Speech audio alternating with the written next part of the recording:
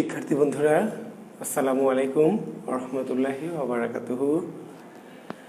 আশা করি সবাই ভালো আছো, তোমরা সুস্থ আছো, সুন্দর আছো ইনশাআল্লাহ। আমি তোমাদের জুয়েল কিবরিয়া স্যার তোমাদের সামনে হাজির হয়েছি যথারীতি, তাই না?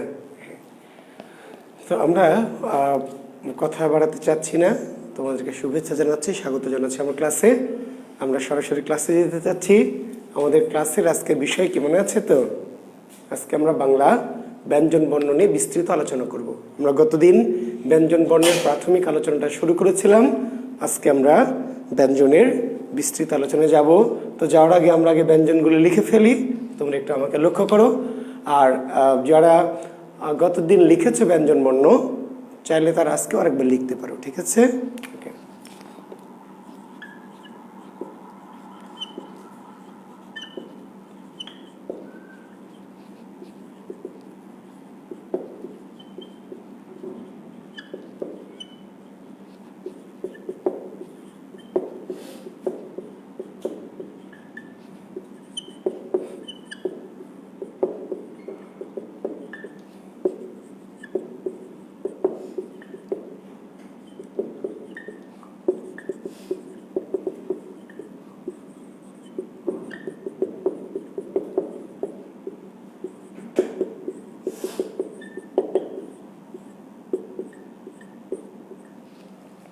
এই হচ্ছে আমাদের 39টি ব্যঞ্জন বর্ণ, তাই না শিক্ষার্থী বন্ধুরা? সুইটি রহমান, আসসালামু আলাইকুম স্যার। কোহিনুর আক্তার, তৃষা, প্রকৃতি, আজমল, আসসালামু আলাইকুম স্যার। ওয়ালাইকুম আসসালাম স্যার, কেমন আছেন? ভালো আছি। জাকিরুল ইসলাম, খালিদ ইসলাম, সুইটি রহমান, ওকে, ধন্যবাদ শিক্ষার্থী বন্ধুরা। আমরা শুভেচ্ছা বিনিময় পর্বে বেশিক্ষণ থাকতে চাচ্ছি না, কারণ আজকে ব্যঞ্জন বর্ণ কি শেষ করব, ঠিক আছে? ওকে, আচ্ছা, তোমরা নিশ্চয় তোমাদের মনে আছে যে গতদিন আমরা ব্যঞ্জন বর্ণের কি করেছিলাম? ব্যঞ্জন বর্ণের যে মাত্রা, পূর্ণমাত্রা, অর্ধমাত্রা, মাত্রাহীন, এই বিষয়গুলো নিয়ে কথাবার্তা বলেছিলাম, তাই না? হ্যাঁ, ঠিক আছে। আজকে আমরা আর একটু গভীরে প্রবেশ করবো। শিক্ষার্থী বন্ধুরা, তোমরা একটু লক্ষ্য করে থাকবে যে আমরা যখন ব্যঞ্জন বর্ণগুলো লিখেছি, আমি জানি না যে তোমরা কেমন করে লিখেছো। আমি দেখো লিখেছি ক, খ, গ, ঘ, উ, তারপরে এসে লিখেছি চ, ছ, জ, ঝ, তাই না? আচ্ছা, আমার উর এই পাশে কি আরো জায়গা ছিল না? চাইলে আমি ওর পাশেই তো কমা দিয়ে চ, ছ, জ, ঝ এগুলো লিখতে পারতাম তো, তাই না? এই পাশে আরো আমার জায়গা আছে, কিন্তু লিখিনি। কেন লিখিনি? কারণ লেখা যাবে না। ব্যঞ্জন বর্ণগুলি 5টির বেশি কি দেওয়া যাবে না। ব্যঞ্জন বর্ণগুলি 5টির বেশি এক সারিতে দেওয়া যাবে না। কেন দেওয়া যাবে না শিক্ষার্থী বন্ধুরা? এই জন্য যাবে না যে ক একটি পরিবার, ক একটি কি পরিবার, এই ক পরিবার কোন পর্যন্ত? উ পর্যন্ত। এখন আমি যদি এই পারে চ, ছ, জ, ঝ দিই, তাহলে হবে না, কারণ চ, ছ ক পরিবারের নয়। চ, ছ কি কোন পরিবারের? চ পরিবারের। তাহলে এটা হলো ক পরিবার। তো ব্যঞ্জন বর্ণগুলো এক একটা কি পরিবার। তাহলে এটি হলো ক পরিবার, এটি হচ্ছে চ পরিবার, এটি ট পরিবার, এটি ত পরিবার, এটি প পরিবার। বুঝতে পারছ? নিচের দিকেও পরিবার আছে, একটা অন্তস্থ পরিবার, একটা শীষ পরিবার, ইত্যাদি ইত্যাদি। তো মূলত এই ক থেকে প পর্যন্ত 5টি পরিবার, ক, চ, ট, ত, প, এই পরিবারের বর্ণগুলিকে বলা হয়। আচ্ছা, এই এক একটা এই লাইনকে বলা হয় পরিবার। আর এই 5টি পরিবার মিলে যে কিছু বর্ণ, কয়টি বর্ণ বলো তো? ক থেকে ম পর্যন্ত কয়টি বর্ণ? 25টি। এই 25টি বর্ণকে বলা হয় বর্গীয় বর্ণ। কি বলা হয়? ক থেকে ম পর্যন্ত, ক থেকে ম পর্যন্ত এই 25টি বর্ণকে বলা হয় বর্গীয় বর্ণ। বর্গীয় বর্ণ। শিক্ষার্থী বন্ধুরা, কেন বর্গীয় বর্ণ? বর্গীয় কেন? আচ্ছা, এদের সাইজটা বা এদের অবস্থানটা বর্গের মতো। ক থেকে ম পর্যন্ত এই 25টি বর্ণের গঠন বা সাইজ বা আকারটা কেমন? বর্গাকার। কেমন বর্গাকার? ক থেকে উ পর্যন্ত কয়টা? 5টা। ক থেকে প পর্যন্ত কয়টা? 5টা। প থেকে ম পর্যন্ত কয়টা? 5টা। ম তা তো চারিদিকের অবস্থান করছে কেমন করে? 5-এর বর্গ। ফলে এই যে বর্গাকারে অবস্থান করে বিধায় এই বর্ণগুলিকে বলা হয় বর্গীয় বর্ণ। তাহলে বর্গীয় বর্ণের সংখ্যা কয়টি? 25টি। বর্গীয় বর্ণের সংখ্যা 25টি, কিন্তু বর্গের সংখ্যা 5টি। বর্গ মানে পরিবারের নেতাহা। পরিবার কয়টি? 5টি। বর্ণ হচ্ছে 25টি। বর্গীয় বর্ণ বা বর্গীয় পরিবারের জনসংখ্যা 25টি, কিন্তু বর্গের সংখ্যা 5টি। বর্গগুলোর নাম কি? ক, চ, ট, ত, প। বর্গগুলির নাম ক, চ, ট, ত, প। তাহলে বাংলা বর্ণমালায় বর্গের নাম কি? বর্গের নাম ক বর্গ, চ বর্গ, ট বর্গ, ত বর্গ, প বর্গ। তাহলে ক বর্গে কে কে আছে? ক, খ, গ, ঘ, ঙ। চ বর্গে চ, ছ, জ, ঝ, ঞ। ট বর্গে ট, ঠ, ড, ঢ, মূর্ধন্য। ত বর্গে ত, থ, দ, ধ, দন্তন্য। প বর্গে প, ফ, ব, ভ, ম। আবার এই ক থেকে ম পর্যন্ত এই 25টি বর্ণকে বলা হয় স্পর্শ বর্ণ। কি বর্ণ? স্পর্শ। তাহলে ক থেকে ম পর্যন্ত বর্ণগুলিকে কি বলা হয়? বর্গীয় বা স্পর্শ বা স্পৃষ্ট। বর্গীয় বা স্পর্শ বা স্পৃষ্ট। ক থেকে ম পর্যন্ত এই 25টি বর্ণকে বলা হয় বর্গীয় বা স্পর্শ বা স্পৃষ্ট। মানে যাহা বর্গীয় তাহা স্পর্শ, তাহা স্পৃষ্ট। কোনগুলি সেগুলি? ক থেকে ম পর্যন্ত। এখন শিক্ষার্থী বন্ধুরা, কেন এদের নাম বর্গীয় তার একটা কারণ আমি বুঝলাম। যার বর্গাকারে আছে, তাই না? বর্গাকারে আছে বলে বর্গীয়। কিন্তু স্পর্শ বা স্পৃষ্ট কেন? স্পর্শ বা স্পৃষ্ট কেন? তার একটা কারণ আছে। কারণ কি? কারণটা জেনে রাখো যে এই 25টি বর্ণ উচ্চারণ করতে গেলে মুখের কোনো না কোনো জায়গায় কি করে? স্পর্শ ঘটায়। যে ব্যঞ্জন ধ্বনিগুলো উচ্চারণে মুখ গহ্বরের বা মুখ বিবরের কোনো না কোনো জায়গায় স্পর্শ ঘটায় তাদেরকে বলা হয় স্পর্শ বর্ণ। ক থেকে ম পর্যন্ত বর্ণগুলির নাম আগে বলেছি বর্গীয়। কেন বর্গীয়? বর্গাকারে আছে, অবস্থানটা বর্গাকার। আবার এদের নাম স্পর্শ বা স্পৃষ্ট। কেন? এই বর্ণগুলি উচ্চারণের সময় মুখের কোনো না কোনো, মুখ মানে এই ফেস না, যে আমরা মুখ মানে বুঝি কি মুখ, আসলে এটা ফেস। আর ব্যাকরণ মুখ বলতে বুঝি মুখমণ্ডল, মুখ বিবর, মুখ গহ্বর। এই যে মুখের ভেতরের যে প্রত্যঙ্গগুলি সেগুলো হচ্ছে মুখ গহ্বর বা মুখ বিবর। তাহলে যে বর্ণগুলো উচ্চারণে মুখ বিবরের বা মুখ গহ্বরের কোনো না কোনো জায়গায় কি করে? স্পর্শ করে বা স্পর্শ ঘটায়, তাদেরকে বলা হয় স্পর্শ বা স্পৃষ্ট। এমন বর্ণের সংখ্যা কয়টি? 25টি। কোন 25টি? ক থেকে ম। তাহলে ক থেকে ম পর্যন্ত 25টি বর্ণ বর্গাকারে আছে বলে বর্গীয়। আবার এরা মুখে স্পর্শ ঘটায় বলে কি? স্পর্শ বা স্পৃষ্ট। জাহাঙ্গীর আলম, আসসালামু আলাইকুম স্যার। ওয়ালাইকুম আসসালাম বাবা। আচ্ছা, তাহলে এখন এই যে স্পর্শ বা স্পৃষ্ট, এটুকু জানলাম। এটুকু জেনেই কিন্তু আমাদের কাজ শেষ না। বিসিএস যারা পরীক্ষা দিবেন, যারা জব পেতে চান, চাকরি পেতে চান, তাদেরকে এই যে 25টা বর্ণ যে মুখের মধ্যে স্পর্শ করে, কোন বর্ণটি কোথায় স্পর্শ করে, কোন বর্ণটি ক থেকে ম পর্যন্ত 25টি বর্ণ, কোন বর্ণের স্পর্শস্থান কোথায়, কোন বর্ণের উচ্চারণ স্থান কোথায়, এগুলি পরীক্ষা জানতে হবে।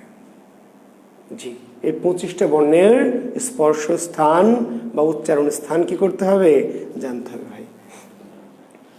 তা আমরা এখন জানবো, তাই না? জানবো না? কে জানাবে? আমি জানাবো নাকি? না, আমি জানাবো না, আসলে আপনারা আগে থেকে জানেন। ক থেকে ম পর্যন্ত এই 25টি বর্ণ উচ্চারণ স্থান কোনটি, কোথা থেকে উচ্চারিত হয়, স্পর্শ স্থান কোনটি, উচ্চারণের সময় কোথায় স্পর্শ করে, আপনারা সবাই জানেন। এখন কেউ কেউ বলছেন না স্যার আমরা তো জানি না, আমরা তো এর আগে করিনি। এমন এখানে একজনও নাই যে জানেন না। আমার এই ব্যাচে একজন শিক্ষার্থীও নাই যে জানেন না, প্রত্যেকেই জানেন। কিন্তু কেউ কেউ এটা জানেন না যে জানেন। সবাই জানেন, এই 25টি বর্ণ কোন বর্ণ কোথায় স্পর্শ করে, কোথা থেকে উচ্চারিত হয়, স্পর্শস্থানের নাম কি, উচ্চারণ স্থান কি, প্রত্যেক শিক্ষার্থী জানেন যারা আমার এই ব্যাচে আছেন। কিন্তু আপনারা কেউ কেউ এটি জানেন না যে আপনি জানেন। আমি আপনাদেরকে জানাবো না এই 25টা বর্ণের স্পর্শস্থান কোথায়, এটি জানাবো না। আমি জানাবো যে আপনারা জানেন। আমি বলার পরে আপনার মনে হবে যে এ তো আমি আগেই জানি, যেহেতু একটু দেখি, প্রমাণ করে দেখি যে আসলে আপনারা জানেন কিনা। ঠিক আছে, ওকে। আচ্ছা শিক্ষার্থী বন্ধুরা, একটু বলেন তো আমার সাথে। এবং আবার বলছি, আমি বলতে হবে কিন্তু, কারণ আমি এখন যে ক্লাস পড়াচ্ছি এই ক্লাসগুলির নাম ধ্বনিতত্ত্ব, ফোনেটিক্স, ধ্বনি বিজ্ঞান, ফোনেটিক্স, ফোনোলজি, ধ্বনি বিজ্ঞান, তাই না? জি, কাজে বিজ্ঞান কিন্তু এমনি এদের নাম বিজ্ঞান হয়নি, এমনি এদের নাম বিজ্ঞান হয়নি। আচ্ছা স্যার, শুধু ছেলেদের বাবা ডাকেন কিন্তু মেয়েদের কখনো মা ডাকেন না। আচ্ছা, আসলে আমি তো তোমাদের ছেলে মেয়ে লিঙ্গান্তর ভেদ করি না রিকা। আমি আমার শিক্ষার্থী যারা, আমার সবাই সন্তান, ছেলে মেয়ে না। হ্যাঁ, আমি উভলিঙ্গবাচক শব্দে ডাকি, সন্তান। আমার সন্তান যেন থাকে দুধে ভাতে। মনে আছে ঈশ্বরী পাঠনের কথা, আমার সন্তান যেন, তার মানে কি ছেলেটা সুখে থাকবে আর মেয়েটা দুঃখে থাকবে? সন্তান। আমি বাবা বলে আসলে মাদেরকে বাইরে রাখি না, বাবা বলে আমি আমি আমার শিক্ষার্থীরা সবাই আমার কাছে কি বাবা। এখানে লিঙ্গান্তর ভেদ নাই, ঠিক আছে? হ্যাঁ, ধন্যবাদ।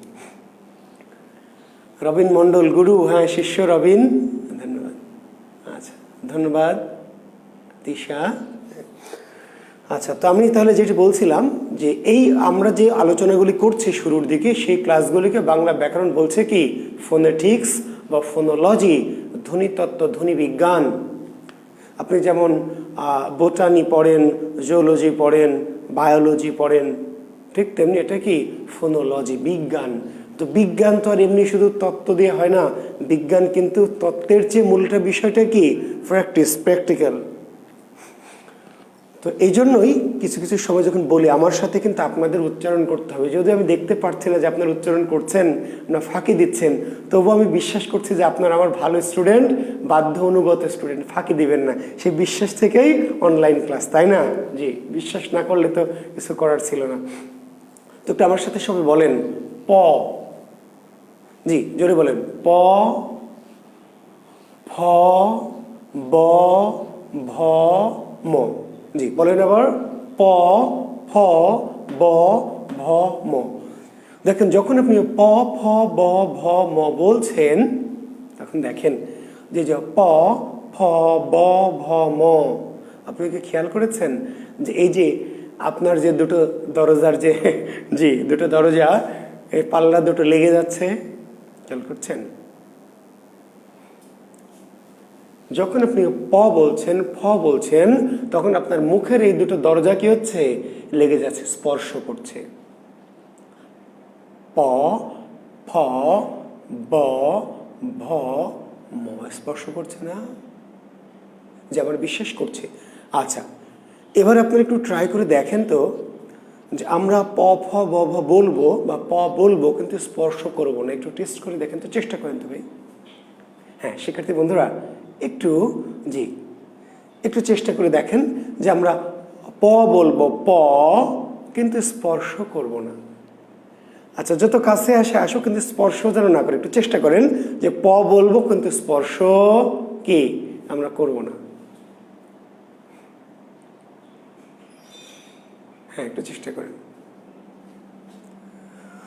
হ্যাঁ বিলাল সর্দার, আহাগো আহাগো এত বারবার করে বলার কি আছে ভাই? হ্যাঁ বিলাল সর্দার, একটা কমেন্টস নিয়ে এত বেশি ইয়ে করার দরকার নেই, ঠিক আছে? যে যার মতো কমেন্টস করেছে, একটা কমেন্টস নিয়ে এত বেশি ইয়ে করার দরকার নেই, ওকে? জি আচ্ছা শিক্ষার্থী বন্ধুরা, তাহলে এই যে আমরা আমার কথা ফলো করবেন, জি কেউ অন্য সাইড টক করবেন না বা পাশের কোনো কমেন্টসে বেশি গুরুত্ব দেবেন না। জি, তো যখন আপনি প বলছেন, ফ বলছেন, ব, ভ, তখন দুটো ঠোঁটকে কি স্পর্শ না করে বলা যাচ্ছে? আমার বিশ্বাস যে বলা যাচ্ছে না। আপনি কিন্তু ভাবেন যে কোনো ব্যাপার না, আমি যেমন খুশি তেমন বলতে পারবো, তাই না? কোনো ব্যাপার হলো না, আসলে তা না। এটা ধ্বনি বিজ্ঞান, আপনি ইচ্ছা মতো কোনো কিছু করতে পারবেন না। বিজ্ঞান হচ্ছে একটা নিয়মতান্ত্রিক পদ্ধতি, একটা সিস্টেম। তাহলে আমরা যখন প বলতে চাই, আমরা যদি ঠোঁট স্পর্শ না করে বলি হ হ হ, প হবে না, হ হ, প ফ ব ভ বলতে চাইলে অবশ্যই দুটো ঠোঁটকে স্পর্শ করতে হবে। আর স্পর্শ করতে হয় বলে এদের নাম স্পর্শ বা স্পৃষ্টধ্বনি। এখন কোথায় স্পর্শ করছে, কোথায় স্পর্শটা ঘটছে, কোথায়? জি, ঠোঁটের সাথে। ঠোঁট স্পর্শ করছে কোথায়? ঠোঁটে। তাহলে এই বর্ণগুলির নাম কি? ঠোঁট বর্ণ। এই বর্ণগুলির নাম কি? ঠোঁট বর্ণ। এই বর্ণগুলির নাম ওষ্ঠ বর্ণ। কি বর্ণ? ওষ্ঠ। কেন? শিক্ষার্থী বন্ধু একটা মজার বিষয় আজকে কিছু সিক্রেট বলে রাখি, যেগুলো আপনি বই পুস্তকে পাবেন। একটা সিক্রেট কথাবার্তা বলছি, এগুলো বাইরে বেশি প্রচারও করা যাবে না। যে বাংলা ব্যাকরণ আসলে বাংলা বোঝে না। বাংলা ব্যাকরণ বাংলা বোঝে না, জানেন কি? যে দেখেন, বাংলা ব্যাকরণ বাংলা বোঝে না, কারণ বাংলা ব্যাকরণের পাসওয়ার্ড বা কোড বাংলা না, সংস্কৃত। বাংলা ব্যাকরণ বাংলা ভালো বোঝে না, কারণ বাংলা ব্যাকরণের পাসওয়ার্ড বা কোড হচ্ছে সংস্কৃত। জি, আমরা বলি ঠোঁট, ব্যাকরণ ঠোঁট বোঝে না। কি বোঝে? ওষ্ঠ। ওষ্ঠ তৎসম শব্দ বোঝে, সংস্কৃত বোঝে। আমরা বলি দাঁত, ব্যাকরণ দাঁত বোঝে না। কি বোঝে? দন্ত। দন্ত। আমরা বলি চোখ, ব্যাকরণ চোখ বোঝে না, বোঝে চক্ষু। বুঝতে পারলেন? আমরা বুঝি কান, ব্যাকরণ কান বোঝে না, বোঝে কর্ণ। আমরা বলি নাক, ব্যাকরণ নাক বোঝে না, বোঝে কি? নাসিক্য। বুঝতে পেরেছেন? তো শিক্ষার্থী বন্ধু আবার বলছি যে বাংলা ব্যাকরণ বাংলা শব্দ ভালো। আমরা বলি পাঁচ, ব্যাকরণ বোঝে পঞ্চ। আমরা বলি আট, ব্যাকরণ বোঝে অষ্ট। বোঝা গেছে কথাটি? তাহলে বাংলা ব্যাকরণ বাংলা ভালো বোঝে না। বাংলা ব্যাকরণের কোড বা পাসওয়ার্ড কি? তৎসম। ফলে যেটি স্পর্শ করছে ঠোঁটে, এই বর্ণটার নাম হওয়া উচিত ছিল স্পর্শ স্থান অনুযায়ী ঠোঁট বর্ণ, কিন্তু ব্যাকরণ যে ঠোঁট বোঝেন ওষ্ঠ, ফলে বর্ণগুলির নাম কি? ওষ্ঠ বর্ণ। কি বর্ণ? ওষ্ঠ। জি, আসলে এদের নাম হওয়া উচিত ছিল ঠোঁট বর্ণ। আসলে এদের নাম হওয়া উচিত ছিল কি? ঠোঁট বর্ণ। কিন্তু ওই যে ব্যাকরণ যে ঠোঁট বোঝে না,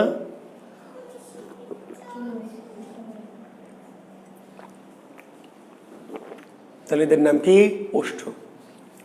তাহলে প কোথায় স্পর্শ করে, ফ কোথায় স্পর্শ করে, ব কোথায় স্পর্শ করে, ভ কোথায় স্পর্শ করে, ম কোথায় স্পর্শ করে? স্পর্শ স্থানের নাম কি? স্পর্শ স্থানের নাম ওষ্ঠ। উচ্চারণ স্থানের নাম কি? ওষ্ঠ। বর্ণগুলোর নাম কি? ওষ্ঠ। কিন্তু আরেকটু যদি জটিল করে কোশ্চেনটা করে, একটু কঠিন করে, যে কোন কোন প্রত্যঙ্গের সাহায্যে প উচ্চারিত হয় বা ব উচ্চারিত হয়? কোন কোন প উচ্চারণে কোন কোন প্রত্যঙ্গের সাহায্য লাগে? প উচ্চারণে বা ফ উচ্চারণে কোন কোন প্রত্যঙ্গের সাহায্য লাগে? কি বলবেন? কমেন্টসে লেখেন দেখি। প, ফ, ব, ভ, ম এই ধ্বনিগুলি উচ্চারণে কোন কোন প্রত্যঙ্গের সাহায্য দরকার হয়? কোন কোন প্রত্যঙ্গের সাহায্য বা কোন কোন প্রত্যঙ্গের সাহায্যে? জাহাঙ্গীর আলম কমেন্টস করেছে দুটি ঠোঁট, থ্যাংক ইউ। কিন্তু ওই যে জাহাঙ্গীর, ব্যাকরণ যে ঠোঁট বোঝে না, আমিও তো জানি দুটো ঠোঁট, তুমিও জানো, সবাই জানে, কিন্তু ব্যাকরণ যে ঠোঁট বোঝে না, অপশনে তো দুটি ঠোঁট থাকবে না, কারণ বাংলা ব্যাকরণ দুটি ঠোঁট বোঝে না। কি বোঝে বাংলা ব্যাকরণ? উপরের ঠোঁট আর নিচের ঠোঁট না, ওষ্ঠ আর অধর। কি বোঝে? ওষ্ঠ আর অধর। বাংলা ব্যাকরণ বোঝে না আফসারা, ওষ্ঠ না, ওষ্ঠ আর অধর। ওষ্ঠ আর কি? অধর। Good, Maksuda Khatun, thank you. ওষ্ঠ আর কি? অধর। তাহলে প, ফ, ব, ভ, ম কোথায় স্পর্শ করে? ওষ্ঠে। কোথা থেকে উচ্চারিত হয়? ওষ্ঠ। উচ্চারণ স্থানের নাম কি? ওষ্ঠ। কিন্তু কার কার সাহায্যে? কার কার সাহায্যে বা কোন কোন প্রত্যঙ্গের সাহায্যে? তাহলে আপনাকে বলতে হবে কি? ওষ্ঠ প্লাস অধর। ওষ্ঠ প্লাস কি? অধর। ওষ্ঠ প্লাস অধর। ওষ্ঠ অধরের সাহায্যে। আচ্ছা, এইবার একটু উপরে দেখেন। আচ্ছা, একটু আমি উপরে যাই, উপরে, একদম উপরে। জি, বলেন তো। ক বলেন। ক, খ, গ, ঘ। বলেন একটু আমার সাথে। ক, খ, গ, ঘ। আচ্ছা, দুটো ঠোঁটে কি স্পর্শ করছে? দুটো ঠোঁটে বা ওষ্ঠ অধরে স্পর্শ হচ্ছে কি? একটু স্পর্শ করে বলেন তো, একটু স্পর্শ করে বলেন।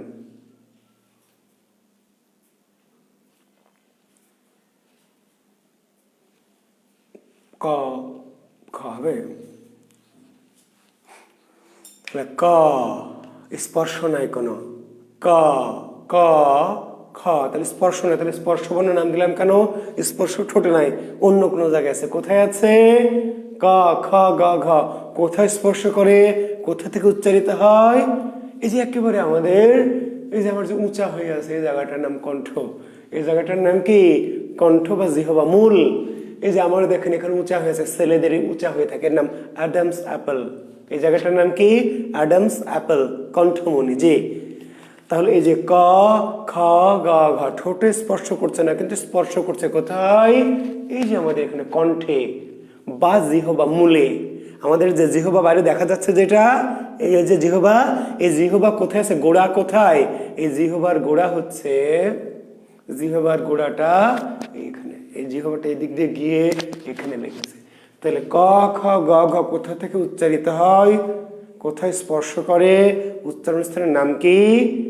কণ্ঠ। ফলে বর্ণগুলির নাম কি? কণ্ঠবর্ণ। বর্ণগুলির নাম কণ্ঠবর্ণ। তবে এই বর্ণগুলির অপর নাম কি? জিহ্বা মূলীয় বর্ণ। জি, কণ্ঠ বা জিহ্বা মূলীয় বর্ণ। ওই যে বোঝালাম যে যার নাম আমরা বলছি কণ্ঠ, তারই নাম জিহ্বা মূল। তার মানে যেখানে কণ্ঠ, এই জিহ্বার গোড়াটা কোথায় আছে? ওই কণ্ঠের কাছে লাগানো আছে। যে তাহলে এই জায়গাটার নাম কণ্ঠ বা জিহ্বা মূল। তাহলে ক, খ, গ, ঘ, ক, খ, গ, ঘ, ঙ এই বর্ণগুলোর নাম কি? কণ্ঠ বা জিহ্বা মূলীয় বর্ণ। কিন্তু উচ্চারণ স্থান কি? কণ্ঠ বা জিহ্বা মূল। স্পর্শ স্থানের নাম কি? কণ্ঠ বা জিহ্বা মূল। কোথা থেকে উচ্চারিত হয়? কণ্ঠ বা জিহ্বা মূল থেকে। কার কার সাহায্যে, কোন কোন প্রত্যঙ্গের সাহায্যে? কণ্ঠ আর জিহ্বা মূল। কোন কোন কণ্ঠ আর জিহ্বা মূলটা কি একই জায়গায় লাগানো। যে জিহ্বার গোড়াটা যেখানে লাগানো, ওই জায়গাটার নামে আসলে কণ্ঠ। তাহলে এই বর্ণগুলো উচ্চারণ করতে, ক, খ, গ, ঘ উচ্চারণ করতে কার কার সাহায্য লাগে? কণ্ঠ আর জিহ্বা মূলের। শিক্ষার্থী বন্ধুরা একটু বলেন তো, চ বলেন তো, চ, চ, চ, ছ, জ, ঝ, চ, ছ, জ, ঝ কোথা থেকে? ঠোঁট থেকে? তাহলে কি কণ্ঠ থেকে? না। ক, খ, গ, ঘ, ক, খ, গ, ঘ কণ্ঠ থেকে। প, ফ, ব, ভ ঠোঁট থেকে। কিন্তু চ, ছ, জ, ঝ লক্ষ্য করেন, বলেন আমার সাথে, চ, ছ, জ, ঝ, চ, ছ, জ, ঝ কোথায় স্পর্শ করছে? যে দেখেন আমাদের এই যে জিহ্বাটা উঠে গিয়ে তালুতে স্পর্শ করছে। আমাদের যে জিহ্বা, এই জিহ্বাটা উঠে গিয়ে কি করছে?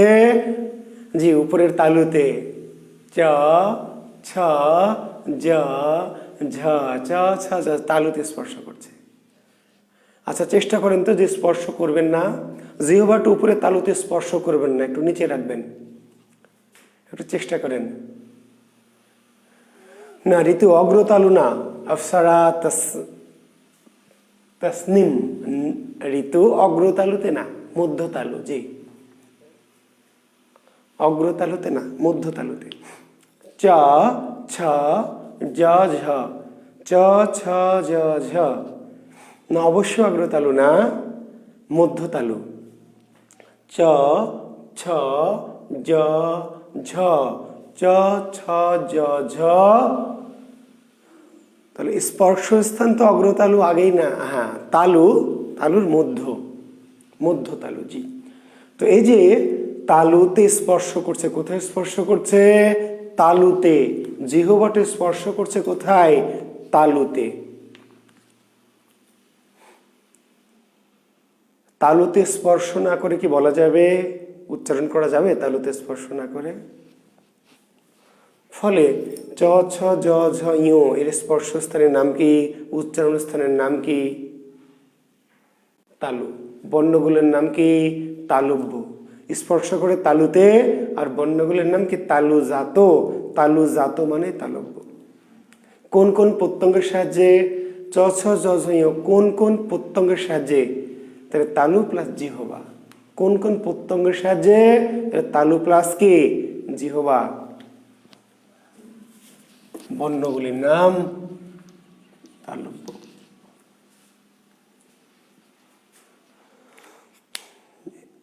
তালব্য। এবার বলেন ট, বলেন ট, ট বলেন তো শিক্ষার্থী বন্ধুরা। ট, ঠ, ড, ঢ, ট, ঠ, ড, ঢ, ট, ঠ, ড, ঢ। কোথায় স্পর্শ করছে? স্পর্শ করছে না? ট, ঠ, ড, ঢ। তালুতে, তালুর সামনে। তালুর কি? ট, ঠ, ড, ঢ। তালু, তালুতে না। এখানে একটা ঝামেলা আছে, অনেকে তালু মনে করছে, তালুতে না, তালু তো সোজা। খেয়াল করবেন, এই যে আমাদের জিহ্বাটা উঠে গিয়ে যখন চ ছ বলছি, চ ছ জ ঝ, চ ছ জ ঝ, তখন তালুতে স্পর্শ করছে। কিন্তু ট ঠ যখন বলছে ট ঠ ড ঢ, তখন জিহ্বার মাথাটা ওই তালুতে তো যেতে পারে না, এত দূর বাঁকা হয়ে যেতে পারে না। তালুটা একটু ভাঁজ হয়ে কি করে? স্পর্শ করে তালুর সামনে। তো তালুর সামনে জায়গাটার নাম কি? হ্যাঁ, দন্তমূলের পিছনে। এই যে দাঁত, দাঁতের পিছনে, দাঁতের পেছনে, তাহলে দন্তমূলের পেছনে। দাঁত যে ব্যাকরণ বোঝে না, দন্ত বোঝে। জি, ট ঠ ড ঢ। এই যে আমাদের দাঁত দেখছেন না, দাঁত বাইরে থেকে যতটুকু দেখা যায়, জানেন কি ভিতরে আরো এত বড় আছে? বাইরে থেকে আমরা দাঁত যতটুকু দেখি, ভিতরে আরো এর সমান অংশ, কোনো কোনো ক্ষেত্রে কি আর এর চেয়ে বড় অংশ ভিতরে আছে। ওই জায়গাটুকুর নাম হচ্ছে দন্তমূল। তাহলে ট ঠ ড ঢ মূর্ধন্য, দাঁতে কিন্তু না, দাঁতে স্পর্শ করে না। কোথায় স্পর্শ করে? দাঁতের সেই মূলে, গোড়ায়, দাঁতের ভিতরে যে শিকড় আছে সেখানে। তাহলে ট ঠ ড ঢ মূর্ধন্য কোথায় স্পর্শ করে? জাহাঙ্গীর আলম লিখেছে দন্তমূলের শেষাংশ। তো সেটাকে ব্যাকরণ বলছে পশ্চাৎ দন্তমূল। কি বলেছে?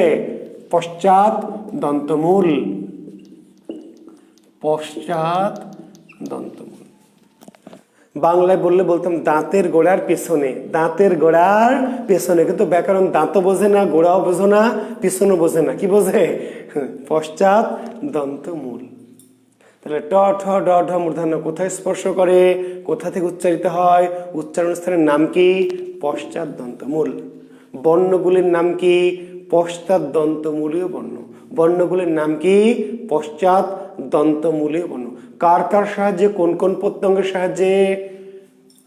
তাহলে দন্তমূল প্লাস জিহ্বার কি? অগ্রভাগ। দন্তমূল প্লাস জিহ্বার অগ্রভাগ, জিহ্বার অগ্রভাগ।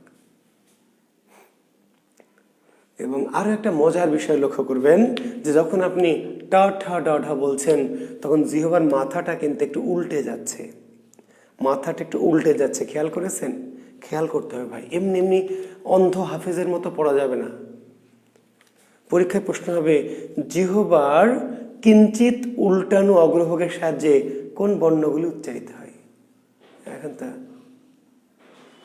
জিহ্বার কিঞ্চিত উল্টানো অগ্রভাগের সাহায্যে কোন বর্ণগুলি উচ্চারিত হয়? বুঝতে পারলেন? অনেক বর্ণ বলতে কিন্তু জিহ্বা লাগে। তো ট ঠ বলতে গেলে সাধারণ জিহ্বা না, কেমন জিহ্বা? উল্টানো অগ্রভাগ। জি, দেখবেন যে ট ঠ ড ঢ, আপনি সোজা করে রাখেন জিহ্বাটা, ট ঠ ড ঢ ট ট ট ঠ ড ঢ।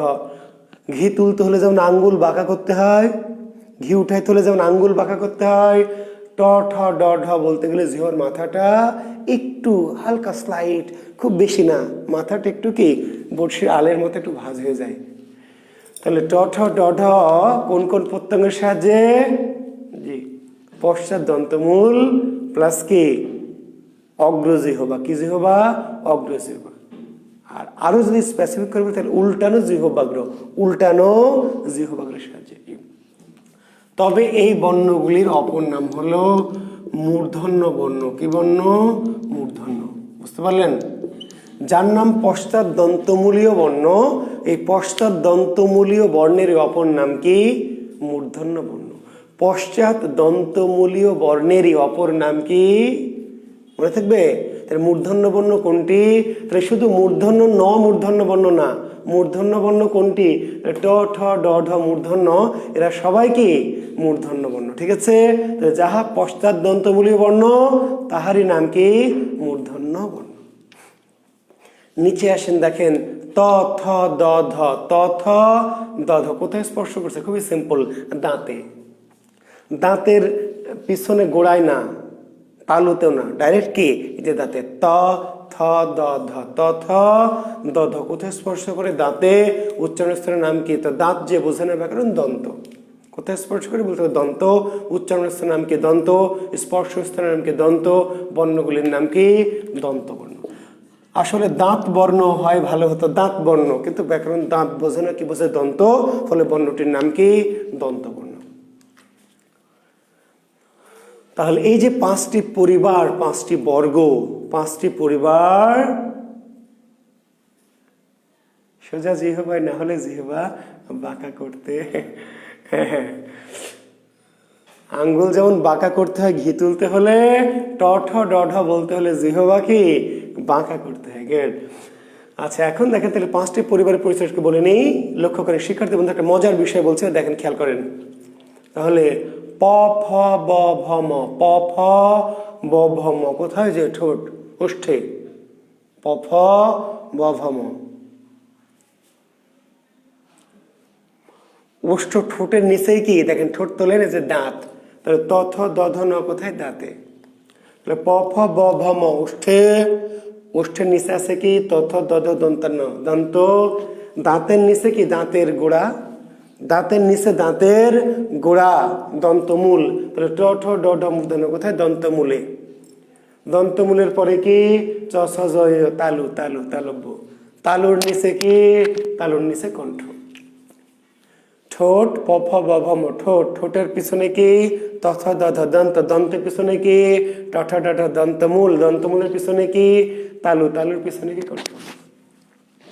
একদম সিরিয়াল, কোনো ভেজাল আছে? পরিবেশটা সুন্দর না? কোনো হইচই আছে না? আবার যদি উল্টা করে আসেন, ক খ গ ঘ, উপর থেকে আসেন, ক খ গ ঘ কণ্ঠ, ক খ গ ঘ কণ্ঠ। কণ্ঠের পরে কি? চ ছ জ ঝ ঞ, তালু, তালু। কণ্ঠের পরে তালু। তালুর পরে কি? দন্তমূল। দন্তমূল, ট ঠ ড ঢ মূর্ধন্য, দন্তমূল। দন্তমূলের পরে কি? দন্ত। দন্তের পরে কি? ঠোঁট। তাহলে কয়ের দিক থেকে গেলে কণ্ঠ থেকে বাইরে, আর প থেকে গেলে ঠোঁট থেকে কি? কণ্ঠে। দেখবেন, বুঝবেন, ভাববেন, তাহলে ব্যাকরণ মজা লাগবে, পড়তে ভালো লাগবে, মনে থাকবে। আর যদি না বুঝে পড়েন, জি ওই যে বাজারের প্রচলিত মালদের মতো ক খ গ ঘ কণ্ঠ, কণ্ঠ, তথ তথ দন্ত, দন্ত, প ফ প ফ ব ভ ওষ্ঠ, ওষ্ঠ, ওষ্ঠ। জি, এরপর পরীক্ষা এসছে প ফ, ব কি? ব এবার ভুলে গেছে। হ্যাঁ, ব ব দোস্ত, ব কি? ব ব, আরে শালা ব ব। এখন ব কি এটাকে আপনার দোস্তকে জিজ্ঞেস করা আছে না শালাকে জিজ্ঞেস করা দরকার আছে? ব আপনি বকে জিজ্ঞেস করেন। আপনি যখন বলছেন ব ব, এই বই তো বলে দিচ্ছে ভাই আমি ঠোঁট বর্ণ, ওষ্ঠ বর্ণ। ব কি? ব ব, ব কি আপনার ওহী নাজিল হওয়ার দরকার নাই, দোস্তকে জিজ্ঞেস করার দরকার নাই। বকে জিজ্ঞেস করেন যে বাবা ব তুই কি? তো ব বলে দেবে এই যে আমি ব ব ব, আমি কি? ব বলে দিচ্ছে। বই তো বলে দিচ্ছে আমি কি। ব যে ওষ্ঠবর্ণ, প যে ওষ্ঠবর্ণ, আপনি ভুলে যান তো? জি, আপনি ভুলতে পারবেন না ভাই, চেষ্টা করেন 1000 বছর, ভুলতে পারবেন না। স্যার খালি পড়া ভুলে যায়, ভুলে তো যাবেনই, পড়া তো বোঝেনি না। পড়া তো আপনি বোঝেনই না, কেমনে পড়তে হয় তাই তো বোঝেন না, ভুলে যাবেন তো। আচ্ছা, একটু এখানে একটু আপনাদের একটু যুক্ত করি। জি, তালু কোনটা স্যার? তালু স্যার এই যে সোজা স্যার। জি, এই যে স্যার, এই যে আপনি যে এই সোজা, যে এই সোজা অংশটা তালু। এই যে তালু, আপনি উপরে আপনার মুখের মাঝামাঝি উপরের যে অংশটা তালু। সৌভাগ্যবান উম্মত, যে তালু কোনটা স্যার? এখন কেমনে দেখাবো আপনারে? আমার কাছে থাকলে তো আপনারা দেখাই দিতাম। জি, আপনার মুখের উপরে হচ্ছে তালু, আর এর সামনে হচ্ছে দাঁতের মূল। দাঁতের মূল, দাঁতের মূল, দন্তমূল, আর তার উপরে পিছনে সোজা তালু। এ তালুর মাঝে আছে কি মধ্য তালু, পশ্চাৎ তালু, অগ্র তালু। জি আচ্ছা, এর সাথে একটু জিনিস মনে রাখবেন, এই যে হ, হ শিক্ষার্থী বন্ধুরা, হ, হয়ের কি, হয়ের উচ্চারণ স্থান কোথায়? এই কয়ের এখানে, একটু মনে রাখবেন। হ উচ্চারিত হয় কোথা থেকে? কণ্ঠ থেকে। হ মনে থাকবে। হ যদিও নিচে, কিন্তু হয়ের উচ্চারণ স্থান কোথায়? হয়ের উচ্চারণ স্থান কণ্ঠ। ক খ গ ঘ ঙ এই লাইনে উচ্চারিত হয় হ। তাহলে ক খ গ ঘ তো কণ্ঠধ্বনি বুঝলাম, তার পাশাপাশি এই হয়ের উচ্চারণ স্থান কোথায়? কণ্ঠ। এখানে একটু দেখেন, তালব্য স, মূর্ধন্য স, দন্ত স, তিনটা স, কিন্তু এদের উচ্চারণ স্থান তিনটি জায়গায়, নামের মধ্যেই দেওয়া আছে, অনেকে বোঝে না। তালব্য স এর উচ্চারণ স্থান কোথায়? তালুতে। তালব্য স এর উচ্চারণ স্থান কোথায়? এই যে তালুতে। তাহলে এই যে এখানে চ ছ তালু, আমরা বলেই দিচ্ছি কিন্তু তালব্য স, কি বলছি? তালব্য স। তাহলে স, এই তালব্য স কি ধ্বনি? তালব্য ধ্বনি। উচ্চারণ স্থান কোথায়? তালু। মূর্ধন্য স, মূর্ধন্য স এর উচ্চারণ স্থান কোথায়? এই যে মূর্ধা, ওই যে মূর্ধা। জি, পশ্চাৎ দন্তমূল বা মূর্ধা। তাহলে তালবস্যার উচ্চারণ স্থান হচ্ছে তালু, মূর্ধন্যস্বর উচ্চারণ স্থান কোথায়? মূর্ধ। আর দন্তস্বর উচ্চারণ স্থান কোথায়? দন্ত। তিনটি স উচ্চারণ স্থান তিনটি জায়গায়, এবং নামের মাঝে আমরা বলি কিন্তু জানি না। জি, তালব্যস্বর উচ্চারণ স্থান হচ্ছে তালু, মূর্ধন্যস্বর উচ্চারণ স্থান হচ্ছে মূর্ধা বা পশ্চাদন্তমূল, আর দন্তস্বর উচ্চারণ স্থান কোথায়? দন্ত। মনে থাকবে। জি, তাহলে এই চারটা নিচের বর্ণ মনে রাখবেন। হ হচ্ছে কণ্ঠবর্ণ, তালব্যস্ব তালব্য বর্ণ, মূর্ধন্যস্ব মূর্ধন্য বা পশ্চাদন্তমূলের বর্ণ, দন্তস্ব দন্তবর্ণ।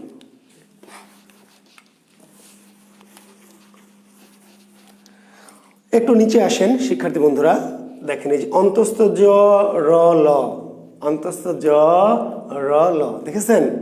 জি, এইখানে আরেকটি বর্ণ আছে, এখানে আরেকটি বর্ণ আছে। অন্তস্থ জ র ল এর পাশে আরেকটি বর্ণ আছে, জানেন আপনারা?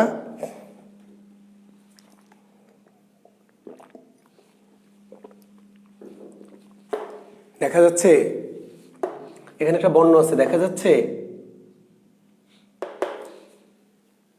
কোথায় আছে তাহলে? বোর্ডের ভিতরে, বোর্ডের ভিতরে আছে। এখানে একটি বর্ণ আছে, দেখা যাচ্ছে না। কেন দেখা যাচ্ছে না? এটা মনের মধ্যে আছে, মনের মধ্যে। এখানে একটা যে ব আছে, এটা আপনাকে মনে মনে ধরে নিতে হবে। অঙ্ক করেন না, মনে করি পিতার বয়স এক্স বছর, আসলে পিতার বয়স কি এক্স বছর হয়? পুত্রের বয়স ওয়াই বছর হয় নাকি? তাই পিতার বয়স কখন এক্স বছর, পুত্রের ধরে নেন। এইখানে একটা আপনাকে ব মনে মনে ধরে নিতে হবে। এই বটার নাম হচ্ছে মনের ব। কিসের ব? মনের ব। কিন্তু ঝামেলা ওই যে বেয়াদব ব্যাকরণ, যে মন বোঝে না, বেয়াদব ব্যাকরণ, মন বোঝে না, মন বোঝে না। কি বোঝে? অন্তর, অন্তর। জি, তার এই বটার নাম কি? অন্তরের ব, অন্তস্থ ব।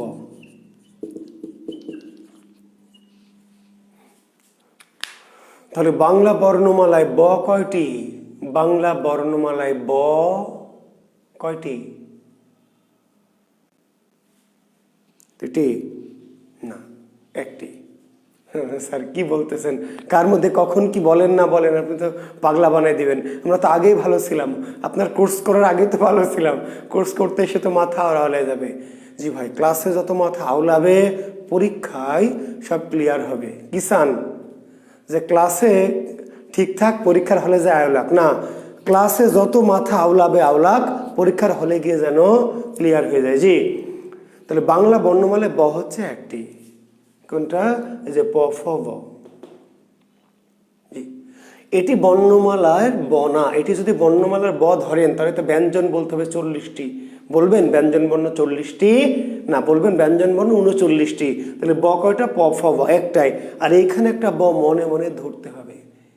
এটাকে মজা করে আমরা এভাবে বোঝাই যে আমার বউ কয়টা। যদি কেউ জিজ্ঞেস করে যে স্যার আপনার বউ কয়টা, তাহলে কয়টা বলবো? দুইটা? না, বউ একটা। জি, এই যে আমার ঘরের মধ্যে আছে একটা বউ, কিন্তু মনের মধ্যে আরেকটা বউ আছে, আলেয়া ভাট। জি, কিন্তু কেউ জিজ্ঞেস করলে বলা যাবে না যে বউ দুইটা, তাহলে মানুষ বলবে যে স্যার একটা বেয়াদব, শয়তান, পাজি, তাই না? তাহলে একটা হলো সামাজিক বউ, এই যে প ফ ব, এই ব হলো সামাজিক ব, পারিবারিক ব, সবাইকে বলতে হবে যে এটা একটা ব। আর এখানে একটা ব আছে, এই বটা কোথায় থাকবে? এখানে, এটা মনে মনে থাকবে, এটাকে বাইরে প্রকাশ করা যাবে না। তাহলে বাংলা বর্ণমালায় ব একটা, বাংলা বর্ণমালায় ব কয়টা? একটা। কিন্তু বাংলা ভাষায় কয়টি ব ব্যবহার করা হয়, বা ব্যবহারিক দিক থেকে ব কয়টি, বা প্রয়োগগত দিক থেকে ব কয়টি? তার উত্তর দুইটি। বাংলা বর্ণমালায় ব কয়টি? বর্ণমালায় ব একটি। বাংলা ভাষায় কয়টি ব ব্যবহার করা হয়, প্রয়োগ করা হয়? কিংবা ব্যবহারিক দিক থেকে বা প্রয়োগগত দিক থেকে ব কয়টি? তার উত্তর দিতে হবে দুইটি। কি কি? একটি বর্গীয় ব, একটি অন্তস্থ। এখন পরীক্ষা আসবে নিচের কোনটি অন্তস্থ ব, নিচের কোনটি বর্গীয় ব, কেমনে চিনবেন? ব যখন ব্যবহার করব, প্রয়োগ করব, তখন দুটো বয়ের চেহারা কি আলাদা আছে? যে একটা লাল বর, একটা সবুজ ব, একটা বড় বর, একটা ছোট ব, একটা ফর্সা বর, একটা কালো ব?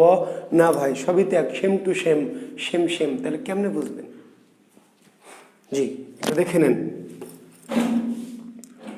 দেখেন, তয়ে বয়ে ক, তয়ে বয়ে কয় শব্দটির উচ্চারণ কি? তবক না? তয়ে বয়ে ক, তবক। তয়ে বয়ে কয়ের উচ্চারণ কি? তক, তক। এই বয়ের কি কোনো উচ্চারণ করেছেন? কেন করেননি? দ্যাট ইজ মাই খুশখুশ নাকি? শয় বয় আকার গত, এর উচ্চারণ কি? স্বাভাগত। প্রধান অতিথির আগতম, স্বাভাগতম, স্বাভাগতম, তাই কি? প্রধানমন্ত্রীর আগমন, শিক্ষামন্ত্রীর আগমন, স্বাভাগতম, স্বাভাগতম, তাই কি? স্বাগত। বয়ের উচ্চারণ আমরা করছি না, তাই না? জি।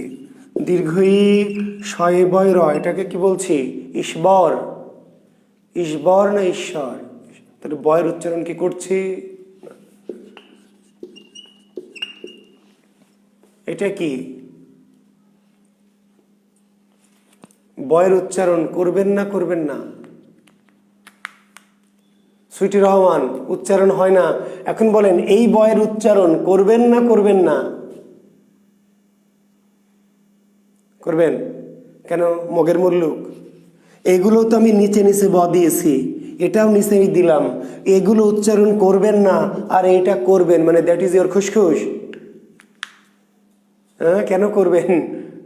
বেলা শেষে কি বসন্ত, আরে কি সুন্দর না! হ্যাঁ, বেলা শেষে বসন্ত, সব কি ছদ্মনাম নাকি?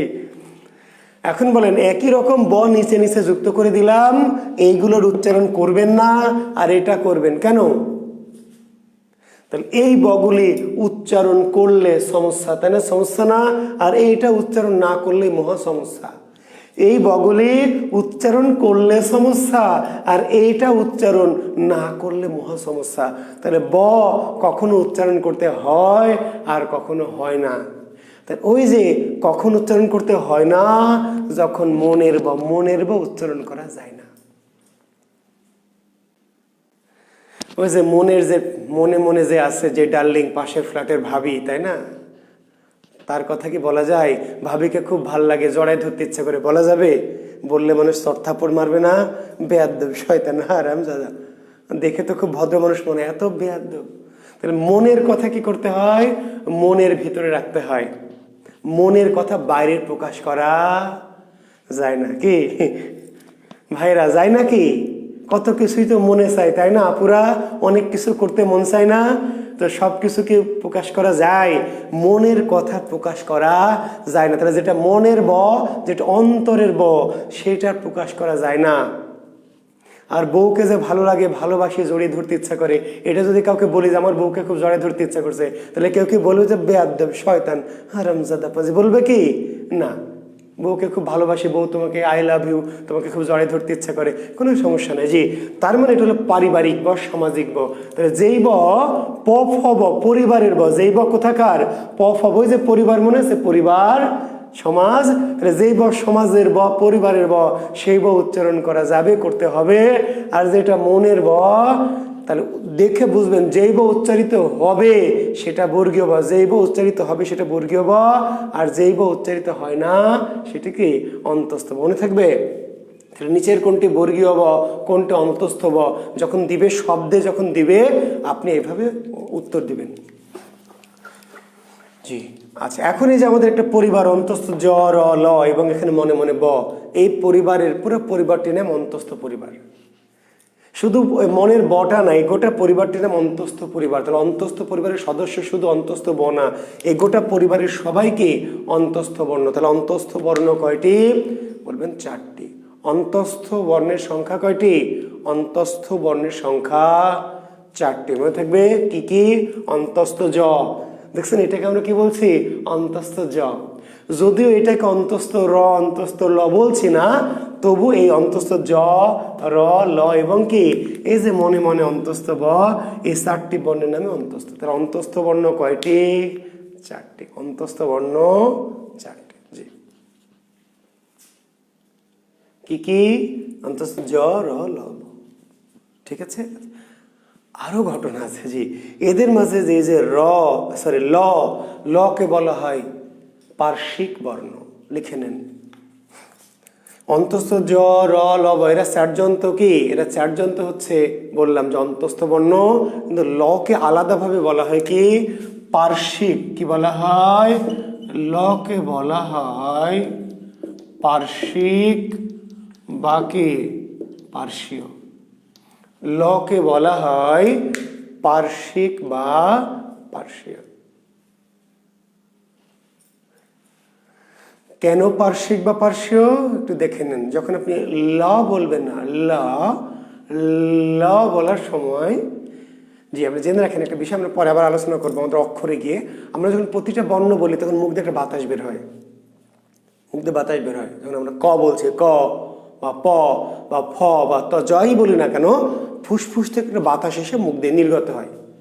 জি, প্রত্যেকটা বর্ণ বলার সময় অবশ্যই কি হবে? একটা বাতাস বের হবে। তো যখন আমরা ল বলি, ল বলেন একটু স্লো মোশনে বলেন, স্লো মোশনে। ল যখন বলছেন ল, দেখেন জিহ্বাটা সামনের দিকে একটু বাঁকা হয়ে থাকছে। জিহ্বাটা সামনের দিকে কি বাঁকা হয়ে সামনে একটা বেড়া সৃষ্টি করেছে, বাধা সৃষ্টি করেছে। ফলে বাতাস বের হতে পারছে না, বাতাস বের হতে গিয়ে জিহ্বাটা বাধা দিচ্ছে। কিন্তু বাতাসকে তো বের হতেই হবে, না হলে বর্ণ কেমন উচ্চারণ হবে? বাতাস না বের হতে পারলে তো বর্ণ উচ্চারণ হবে না। ফলে বাতাস কি করে জানেন? জিহ্বা যেহেতু বাধা দিচ্ছে সামনে দিয়ে, তো বাতাসটা এই 2 পাশ দিয়ে বের হয়।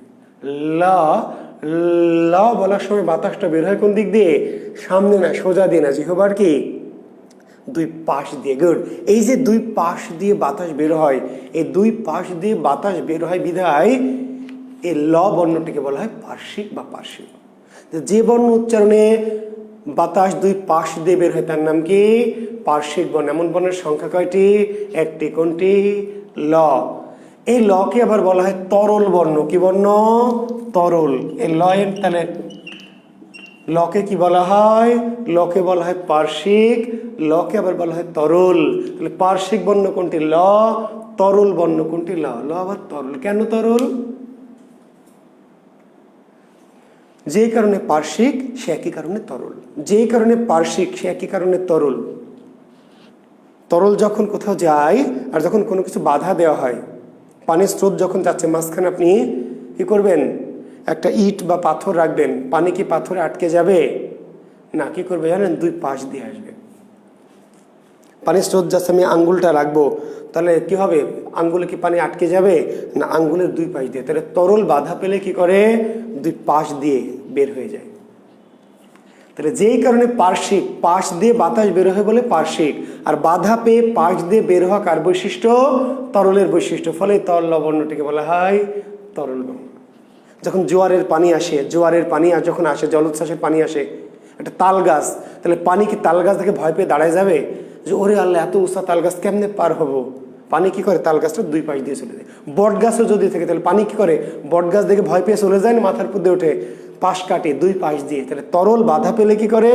পাশ দিয়ে চলে যায়। ফলে লকে বলা হয় পাশ দিয়ে যায় বলে পার্শ্বিক, আর পাশ দিয়ে যাওয়া কার বৈশিষ্ট্য? তরলের।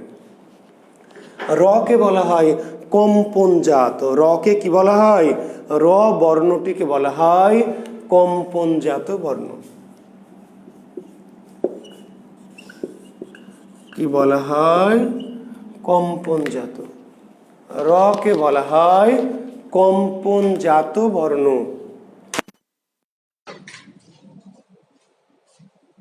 কম্পনজাত কেন? কম্পনজাত র, র যখন আমরা উচ্চারণ করি র র, তখন জিহ্বার অগ্রভাগটা একটু কাঁপে। জিহ্বার অগ্রভাগটা কাঁপে, একটু লক্ষ্য করবেন। যদি না কাঁপান তাহলে সুন্দর হবে না, শ্রুতিমধুর হবে না। রতন রতন রতন, রতন না, রতন। রুটি, রু, রুমাল, রু। র যখন বলবেন র র র উচ্চারণ করার সময় জিহ্বার অগ্রভাগটা কি করতে হবে? কাঁপাতে। যে ধরনের উচ্চারণে জিহ্বার অগ্রভাগটা কম্পিত হয় তার নাম কি? কম্পনজাত। এরকম বর্ণ কোনটি? র আর আছে। আপনি ক বলবেন, জিহ্বা কাঁপাবেন। ক্রাক, ক্রাক, খরলা, খরমা না। আর কোন বর্ণ বলার সময় জিহ্বা কাঁপানো যাবে না, বুঝে গেছে? কি র বর্ণটি উচ্চারণ করার সময় কি জিহ্বার অগ্রভাগটা কাঁপাতে হয়, সামনের অগ্রভাগ। এই জন্য রকে বলা হয় কম্পনজাত। কি বর্ণ? কম্পনজাত। আর এই যে নিচে দুটি বর্ণ আছে ডয় শূন্য র, ঢয় শূন্য র, ডয় শূন্য র, ঢয় শূন্য র। কেউ কেউ বলে ড্যাবিন্ডারা, ঢাবিন্ডারা, কেউ কেউ বলছে ডাইসিন্ডারা, ঢাইসিন্ডারা। তো যা খুশি তাই বলেন ভাই, সমস্যা নাই। আসলে এদের নাম হচ্ছে ডয় শূন্য র, ঢয় শূন্য র, ডয় শূন্য র, ঢয় শূন্য র, বা ডয় বিন্দু র, ঢয় বিন্দু র। জি। আর এদের ব্যাকরণের নাম কি? তাড়নজাত। কি বর্ণ? তাড়নজাত। আসমা খাতুন একটু চার্জে দিয়েছি, চার্জ কমে গিয়েছিল, তো চার্জে দিয়েছি বলেই সাউন্ড একটু কমে যাচ্ছে, কমে গেছে আর কি।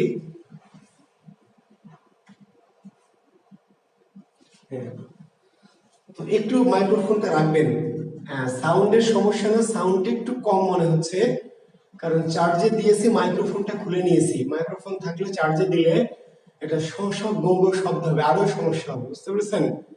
তো যেহেতু চার্জটা কমে গেছে, আর যদি সাউন্ড একটু কম মনে হয় তাহলে একটু মাইক্রোফোন ইউজ করবেন। আমি আবার বলছি, সবার হাতে প্রবলেমটা হবে না, যাদের একটু নেটওয়ার্ক প্রবলেম থাকবে বা মোবাইলের কন্ডিশনটা একটু কম আর কি, রেজুলেশন কম। তো যদি সাউন্ড কমে যায় মনে হয়, তাহলে আপনারা দয়া করে ক্লাসটার সময় মাইক্রোফোনটা ইউজ করবেন, তাহলে আর সমস্যা হবে না। জি।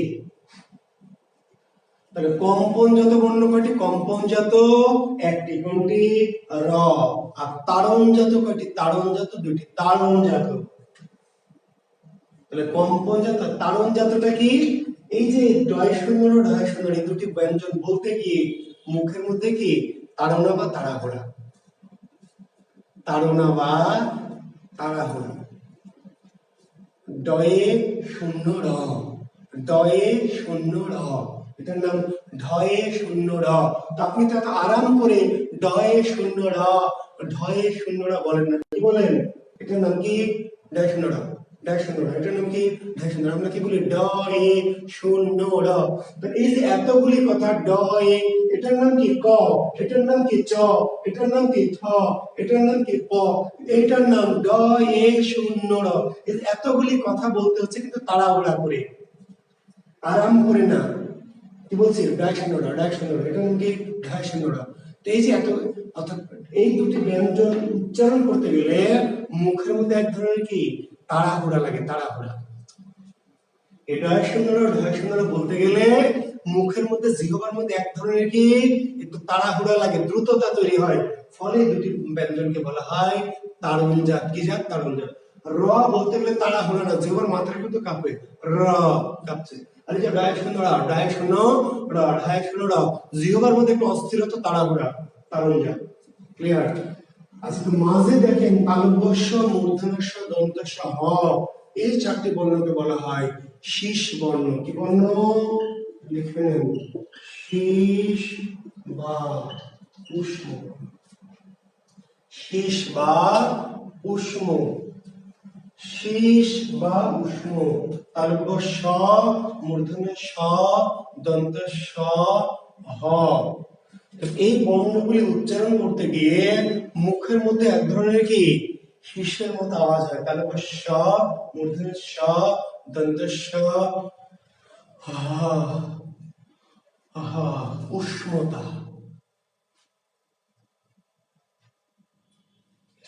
এই যে এই তিনটা আসলে শীষ আর এটা হলো উষ্ণ, এই তিনটা শীষ আর হয় নাম উষ্ণ, একই পরিবারে একই লাইনে থাকায় শীষ বর্ণ কয়টি? তাও বলছে মনে হয় চারটি। উষ্ণ বর্ণ কয়টি? তাও চারটি। আসলে অ্যাকচুয়ালি বা প্রকৃতপক্ষে এই তিনটা হলো শীষ আর হ হলো উষ্ণ, একই পরিবারে থাকার জন্য শীষ বর্ণ কয়টি? তখন হ সহ শীষ বর্ণ। উষ্ণ বর্ণ কয়টি? তখন সব মিলে উষ্ণ। বুঝলেননি? একটি বাড়ির নাম হাজি বাড়ি। কি বাড়ি? হাজি বাড়ি। সবাই হাজি না? দুই চারটা পাঁজিও আছে। হাজি বাড়িতে মানুষ কয়জন? তাহলে যতজন আছে সবাই তো একটা পাঁজি থাকলে তারা হাজি বাড়ির সদস্য। একটা চোরের বাড়ি, চোরের বাড়ির সবাই কি চোর? একটা শিশু আছে, একটা বৃদ্ধা আছে, সে তো চোর না, কিন্তু বাড়িটা চোর। চোরের বাড়িতে কয়জন মানুষ? তো পাঁচজন। তো যখন এটা শীষ পরিবার আমরা বলছি, শীষ পরিবার যারা আছে সবাই শীষ, চারটা শীষ। যখন এটা উষ্ণ পরিবার বলছি তখন আবার যারা আছে সবাই উষ্ণ। তাহলে এই পরিবারটার নাম শীষ বা উষ্ণ। শীষ বা উষ্ণ। শীষ বর্ণ কয়টি? চারটি। উষ্ণ বর্ণ কয়টি? চারটি। অন্তস্থ এই বর্ণটির নাম অর্ধস্বর। কি নাম? অর্ধস্বর। অন্তস্থ অ এই বর্ণটির নাম কি? অর্ধস্বর। অর্ধস্বর। আসলে অন্তস্থ একটি ব্যঞ্জন হয়ে এর উচ্চারণ কার মতো? স্বরের মতো। অন্তস্থ মা, আলু, কা, আই।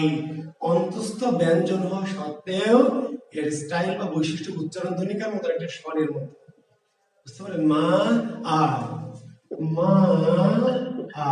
তাহলে মা আ, মা আ। অন্তস্থয় তেমন নিজস্ব কোনো উচ্চারণ নাই। আবার স্বরে অন্তস্থয়ের উচ্চারণ কি? আই, আই, ই এর মতো। অন্তস্থ ব্যঞ্জন ধ্বনি হয়েও এর উচ্চারণ বৈশিষ্ট্যগুলো একটা স্বরের মতো। ফলে এটাকে পুরোপুরি ব্যঞ্জন না বলে বলে অর্ধস্বর অর্ধ ব্যঞ্জন। অন্তস্থ বর্ণটি কি? অর্ধস্বর অর্ধ ব্যঞ্জন। ওই যে মনে আছে তো, যে নারীও না পুরুষও না, স্বরও না ব্যঞ্জনও না। বোঝা গেছে? একজন আপনি তাহলে একজন নারী, একজন পুরুষ। জাহাঙ্গীর আলম একটা ছেলে, হ্যাঁ তাই না? আবার আসমা খাতুন একটা মেয়ে, নারী আর পুরুষ। কিন্তু এমন একজন আছে যে নারীও না পুরুষও না, অর্ধেক নারী আর অর্ধেক কি পুরুষ। কিন্তু অন্তস্থ এটি ব্যঞ্জনও না, আবার পুরোপুরি কি স্বরও বলা যাচ্ছে না। আছে ব্যঞ্জনের মধ্যে, আর উচ্চারণের স্টাইলটা কি স্বরের মতো। ফলে এটা ব্যঞ্জনও বলা গেল না, স্বরও বলা যাবে না। স্বরটা তো স্বরের মধ্যেই থাকতো। তো এটা কি স্বরের ব্যঞ্জনের কি মাঝামাঝি, যে অর্ধেক স্বর অর্ধেক ব্যঞ্জন। তো এটা অর্ধস্বর, এটারই নাম হলো অর্ধ ব্যঞ্জন। ইংরেজিতে বলা হয় সেমি ভাওয়েল বা সেমি কি কনসোনেন্ট। জি, সেমি ভাওয়েল বা সেমি কনসোনেন্ট কোনটি? অন্তস্থ। সেমি ভাওয়েল কোনটি? অন্তস্থ। সেমি কনসোনেন্ট কোনটি? অন্তস্থ। অর্ধস্বর অর্ধ ব্যঞ্জন। খণ্ডত্ব এটি কোনো বর্ণ না। খণ্ডত্ব কোনো বর্ণ না। কি? এই যে একটা ত আছে না, ত মনে হচ্ছে একটা ত আছে, এই তয়ের অর্ধেক। খণ্ডত্ব আসলে নতুন কোনো বর্ণ না। কি? এই তয়ের অর্ধেক। ধরুন আমি হোটেলে গেছি, যে ফুল প্লেট খাবো না, টাকা নাই আমার, কম টাকা আছে, কিংবা আমি একটু ডায়েট করছি, বেশি খাবো না, মোটা হয়ে যাচ্ছে, তাহলে বলবো ভাই হাফ প্লেট বিরিয়ানি দেন বা হাফ প্লেট খিচুড়ি দেন। টাকার জন্য হাফ প্লেট খাই, আর স্লিম থাকার জন্য হাফ প্লেট খেতে চাচ্ছি, দোকানদারকে আমাকে ফুল প্লেট দিবে? আসলে খিচুড়ি দিবে, বিরিয়ানি দিবে। ফুল প্লেট যে চাইবে ফুল প্লেট, হাফ প্লেট চাইলে হাফ প্লেট। তাহলে এটা হলো ত, পূর্ণ ত, ফুল প্লেট ত, আর এটা হলো হাফ প্লেট ত, খণ্ড ত। যতটুকু তটা বড় করে উচ্চারণ করবেন তখন এই ত অর্ধেক করে করবেন তখন এই ত। গত বছর তোমার সাথে আমার কি গত বছর কথা হয়েছিল, তার সাথে আমার গত বছর কথা হয়েছিল। বুঝছো, সব গত বাঁধা কথা বাদ দাও তো ভাই, ওইসব গত বাঁধা কথা। একটা গত বছরের কথা, গত বছরের কথা, আর একটা গাত বাঁধা কথা। তাহলে একটা গত আর একটা কি গাত, পার্থক্য কি? গত তো গত পূর্ণত, আর গাত কি? গাত খণ্ডত। যত পারো দুঃখ দাও, যত পারো দুঃখ দাও, যত সামান্য ভালোবাসা দাও। যত পারো দুঃখ দাও, যত সামান্য ভালোবাসা দাও। যত, তাহলে যত ফুল প্লেট দাও আর যত হাফ প্লেট দাও। এখানে শত লোক কিন্তু সৎ লোক একটা নয়, শত লোক কিন্তু সৎ লোক একটিও নেই। শত সৎ, যাত্রা একটু যখন বড় করে বলছি ততটা তুমি পূর্ণতা, আর যখন দ্রুত শেষ করছি ততটা উচ্চারণটা তুমি খণ্ডতা। আচ্ছা, অর্ধস্বর কয়টি? বর্ণমালায় অর্ধস্বর একটি, অন্তস্থ। কিন্তু কয়টি অর্ধস্বর বাংলা ভাষায়? তাহলে দুইটি। অনামিকা, শান্তা, গুড কোশ্চেন। বাংলা বর্ণমালায় অর্ধস্বর একটি, অন্তস্থ অর্ধস্বর। কিন্তু বাংলা ভাষায় কয়টি অর্ধস্বর? বাংলা ভাষায় দুইটি। কোনটা? মনের ব, অন্তরের যে ব, সেটি অর্ধস্বর। তাহলে অর্ধস্বর বাংলা ভাষায় দুইটি। কোনটা? অন্তস্থ, আর ওই যে মনে মনে যে ব ধরেছে, মনের বই, এটা হলো অর্ধস্বর। বাংলা বর্ণমালায় অর্ধস্বর কয়টি? নেই ব, কিন্তু আপনি বর্ণমালায় ধরবেন না। বর্ণমালায় অর্ধস্বর একটি, অন্তস্থ। কিন্তু বাংলা ভাষায় অর্ধস্বর দুইটি, অন্তস্থ এবং কি ব। পার্থক্যটা বোঝা গেছে? বর্ণমালায় অর্ধস্বর অন্তস্থ, কিন্তু বাংলা ভাষায় অর্ধস্বর দুইটা, কি? অন্তস্থ, এই যে মনের যে ব। জি। আচ্ছা, নিচে দেখেন অনুস্বার, বিসর্গ, চন্দ্রবিন্দু, এই তিনটি বর্ণকে বলা হয় পরাশ্রয়ী বর্ণ। কি বর্ণ? পরাশ্রয়ী।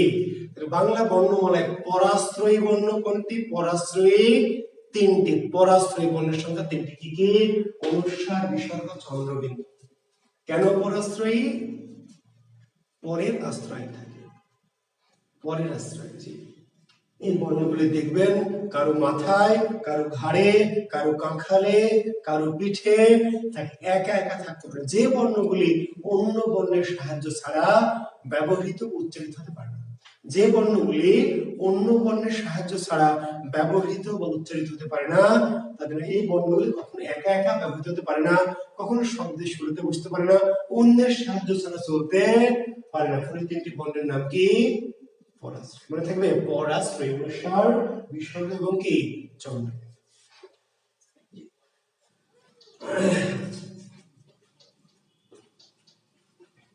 শিক্ষার্থী বন্ধুরা,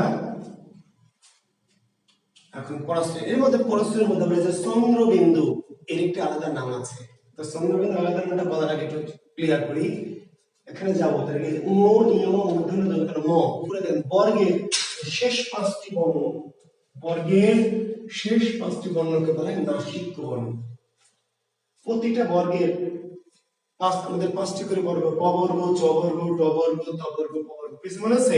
এই পাঁচটা বর্গের শেষ পাঁচটি বর্ণের নাম কি? নাসিক্য বর্ণ। নাসিক্য বর্ণ কয়টি? নাসিক্য বর্ণ পাঁচটি। ও, ইয়, মূর্ধন্য, দন্তন্য ম। নাসিক্য বর্ণ পাঁচটি। আবার বলছি, নাসিক্য বর্ণ পাঁচটি, বর্গের শেষ পাঁচটি বর্ণ নাসিক্য। কিন্তু নাসিক্য ধ্বনি কয়টি?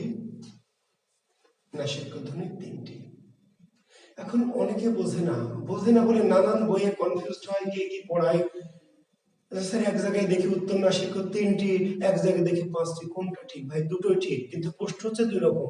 নাসিক্য বর্ণ কয়টি? পাঁচটি। ও, ইয়, মূর্ধন্য, দন্তন্য ম। কিন্তু নাসিক্য ধ্বনি তিনটি। কেন? এই যে পাঁচটি বর্ণের দুটি উচ্চারণ আছে, বর্ণ আর ধ্বনির মধ্যে পার্থক্য কি এটা জানতে হবে ভাই। বর্ণ হলে বর্ণ, যা লিখলাম সবই বর্ণ, কিন্তু ধ্বনি যেটা উচ্চারিত হয়, এই যে ইয় আর মূর্ধন্য, এই দুটির কোনো উচ্চারণ নাই। মূর্ধন্যের উচ্চারণ কার মতো? দন্তন্বয়ের মতো। মূর্ধন্যয়ের কোনো উচ্চারণ হয় না, মূর্ধন্যের উচ্চারণ কার মতো? দন্তন্বয়ের মতো। তাহলে মূর্ধন্য কোনো বর্ণ কিন্তু ধ্বনি না। ইয়র কোনো উচ্চারণ নাই, ইয়র উচ্চারণ নয়ের মতো, দন্তন্বয়ের মতো।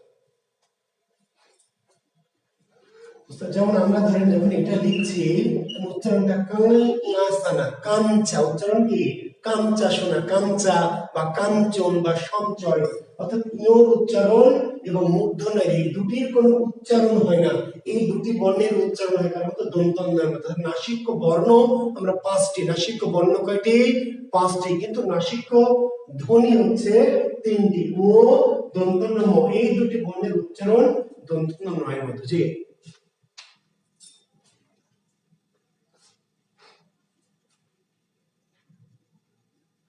ও অর্ধস্বর কেন? অনামিকা সুলতান, ও ই ও এগুলো তো পূর্ণ স্বর, কেন অর্ধস্বর?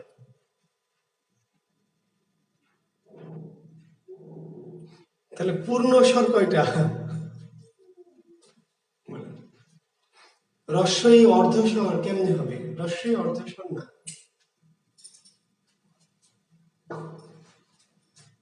অর্ধস্বর হচ্ছে যে ব্যঞ্জনটি ব্যঞ্জন হওয়া সত্ত্বেও যা নিজস্ব কোনো উচ্চারণ নেই বা অয়ের মতো উচ্চারণ হয়, সেগুলো হচ্ছে অর্ধস্বর। এখন আমরা আসবো যে ব্যঞ্জন বর্ণের সংক্ষিপ্ত রূপকে বলা হয় ফলা। একটা বই আপনি দেখতেই পারেন, দেখলে আমার কিছু করার নাই, যে আপনি একটা বই দেখতে পারেন, তবে কি জাতীয় বই সেটি দেখতে হবে, সব বই পড়া যাবে না। বাজারে অগামগা জগামার্কা প্রচুর পরিমাণ বই আছে, সব বই পড়লে শেখার চেয়ে লাভের চেয়ে ক্ষতি বেশি হবে। জি, সব জিনিস খেলে যেমন লাভ হয় না, শরীরে আপনার ক্ষতিও হয়, ঠিক তেমনি সব বইও পড়লে আপনার লাভ হবে না। জি, আচ্ছা, পিডিএফ দিব কিনা, এটা যেই নাম্বারটা আপনারা ওই যে ভর্তি হয়েছেন, যে নাম্বার দেওয়া ওই নাম্বারে ফোন করে জানবেন। বিজন কুমার সাহা, পিডিএফ দেওয়া হবে কিনা বা কবে দেওয়া হবে, এই ব্যাপারে আপনারা পিডিএফ দেওয়ার ব্যাপারে একটু কথা বলবেন দয়া করে। যেই নাম্বারে আপনারা বিকাশ করে ভর্তি হয়েছেন, যে নাম্বারটা দেওয়া ছিল বিজ্ঞাপনে, ওই নাম্বারে ফোন করে একটু জিজ্ঞেস করবেন যে আমাদের বাংলা স্যারের পিডিএফ গুলি কিভাবে দিবেন, কবে দিবেন। জি,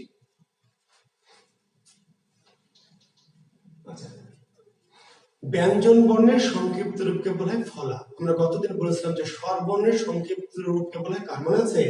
স্বরবর্ণের সংক্ষিপ্ত রূপকে বলা হয় কার, আর ব্যঞ্জন বর্ণের সংক্ষিপ্ত রূপকে বলা হয় ফলা। গতদিন বলেছিলাম যে 11টি স্বরের মধ্যে 10টিরই কার হয়, একটির হয় না, মনে আছে? 11টি স্বরবর্ণ, 10টির কার হয়, একটির কি হয় না। সুইটি রহমান গাধী, আর কি ক্লিয়ার হবি বল?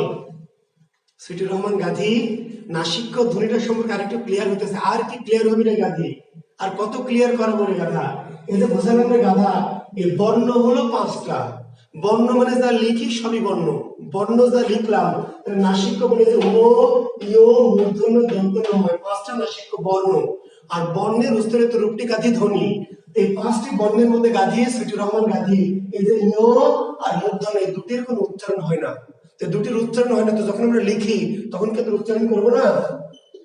আমরা যখন লিখছি অনু, এটার উচ্চারণ অনু, গাজী সুইটি রহমান, আবার যখন মূর্ধন্য, এর উচ্চারণ অনু, অর্থাৎ দুটি নয়ের উচ্চারণটা এক। তার মানে বর্ণ মূর্ধন্য নাসিক্য বর্ণ, কিন্তু ওর নিজস্ব কোনো উচ্চারণ নাই। আর প্রবলেমে শুনতে না পেলে পরে আবার শুনবেন, এটা ভিডিও আকারে পরে শুনবেন। জি, যদি নেটের প্রবলেমের যদি শুনতে না পান, একই কথা যদি বারবার রিপিট করে দেয় তো ক্লাস আগাতে পারবো না। জি, যদি নেটের প্রবলেমগুলো শুনতে না পান নির্দিষ্ট কোনো সময়ে, তাহলে ক্লাস শেষে আবার কি করবেন, ভিডিও আকারে দেখে নেবেন, তখন আর প্রবলেম থাকবে না। জি, আমরা বলছেন যে ইও, ইও একটা নাসিক্য বর্ণ, কিন্তু ইও বর্ণ, কিন্তু এর কোনো উচ্চারণ নাই, তো যার উচ্চারণ নাই তাকে ধ্বনি বলবো না। তাহলে 5টি বর্ণ হলেও ইয় আর মূর্ধন্য এদের নিজস্ব উচ্চারণ নাই, এই দুটো বর্ণ উচ্চারণ হয় কার মতো, দন্তন্যের মতো, ফলে এই দুটোকে নাসিক ধ্বনি বলা যাবে না। বুঝতে পারলেন? নাসিক বর্ণ লিখছে 5টি, নাসিক ধ্বনি হয়ে যাচ্ছে 3টি, কারণ ইয় আর মূর্ধন্য এই দুটির নাসিক ধ্বনির উচ্চারণ আর নাসিক বর্ণের উচ্চারণ হয়। আচ্ছা, তো যে কথা বলছিলাম, মানে একটা কথার মধ্যে আরেকটা কথা ঢুকে পড়লে হয় কি, ক্লাসের গতিটা নষ্ট হয়। জি, স্বরবর্ণের সংক্ষেপ রূপ হচ্ছে কার, 11টি স্বরবর্ণ, কয়টি স্বরবর্ণ? 11টি। 11টির কি কার হয়েছিল? 10টির কার হয়েছিল একটা, তাহলে একটির কার হয় না, 10টির হয়, মনে আছে? ব্যঞ্জনের সংক্ষিপ্ত রূপ ফলা, এই ফলার মধ্যে 39টা ব্যঞ্জন, ফলা হয় কয়টার? 6টি ব্যঞ্জনের ফলা হয়, মনে রাখবেন। স্বর ছিল 11টি, 10টির কার হয়েছিল, একটির হয়নি। আর 39টা ব্যঞ্জনের মধ্যে ফলা হয় কয়টি? 6টির। বাকি 33টা হয় না। তাহলে কয়টি ব্যঞ্জনের ফলা হয় বা ফলার ব্যঞ্জন কয়টি? 6টি। কি কি একটু দেখে নেন। এই যে আমরা অন্তস্থ বর্ণ দিয়েছিলাম, মনে আছে? অন্তস্থ বর্ণ 4টি মনে আছে না? অন্তস্থ জ, র, ল, ব, মনে আছে? এই 4টি প্লাস ম এবং ন, এই ফলার ব্যঞ্জন লিখে নেবেন। অন্তস্থ বর্ণ 4 মনে আছে না? অন্তস্থ বর্ণ 4, অন্তস্থ জ, র, ল, ব, এই 4টি অন্তস্থ বর্ণ। আর ফলার বর্ণ এই 4টি প্লাস ম এবং ন। তাহলে ফলার ব্যঞ্জন কয়টি? 6টি। কি কি?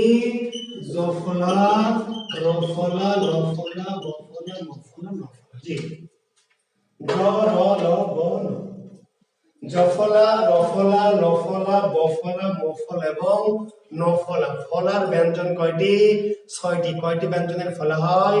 6টি ব্যঞ্জনের। কোন কোন ব্যঞ্জনের ফলা হয়? জফলা, রফলা, লফলা, বফলা, মফলা এবং নফলা। 39টা ব্যঞ্জনের মধ্যে ফলা হয় কয়টার? 6টার। বাকি ব্যঞ্জনের ফলা হয় না। ওরা যুক্ত হতে পারে, যুক্ত ব্যঞ্জন। লয় নয়, যেমন ধরেন যে কি অন্য ব্যঞ্জনগুলি কিন্তু যুক্ত হয়। কয়ে কয়ে, চয়ে চয়ে, ছয়ে ছয়ে, গয়ে গয়ে, এরকম হয় না? জয়ে জয়ে, সজ্জন, উজ্জ্বল। তাহলে সকল ব্যঞ্জনই যুক্ত হতে পারে, যুক্ত ব্যঞ্জন। কিন্তু ফলার ব্যঞ্জন বলবো কয়টাকে? স্রেফ এই 6টাকে বলছি ফলার ব্যঞ্জন। আচ্ছা, এই যে চন্দ্রবিন্দুকে বলেছিলাম, তাহলে চন্দ্রবিন্দু, তাহলে এই যে ও ইউ মূর্ধন্য যন্তর এটার নাম নাসিক্য বর্ণ। কি বর্ণ? নাসিক্য বর্ণ।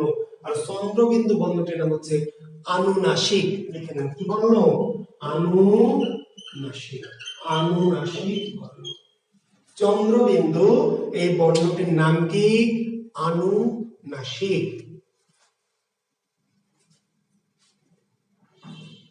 তাহলে নাসিক্য বর্ণ কয়টি? নাসিক্য বর্ণ 5টি।